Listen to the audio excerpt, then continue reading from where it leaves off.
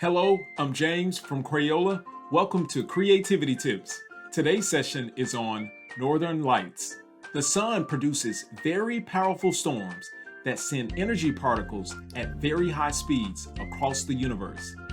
Some of these particles will travel down Earth's magnetic fields in the North and South Pole.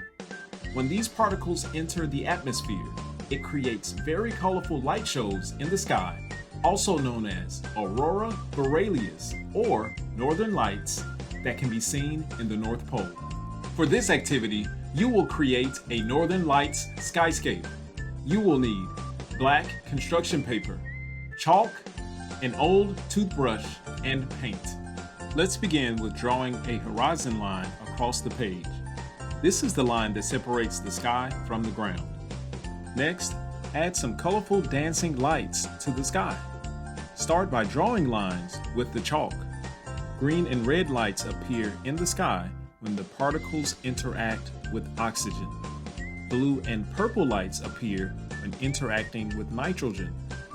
When finished, rub your finger along the line to soften and blend. Ready for a creativity tip? To add stars to your skyscape, dip the old toothbrush in the white paint.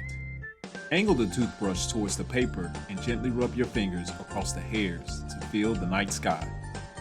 Using black paint, you can add objects along the horizon line, such as trees, mountains, or buildings.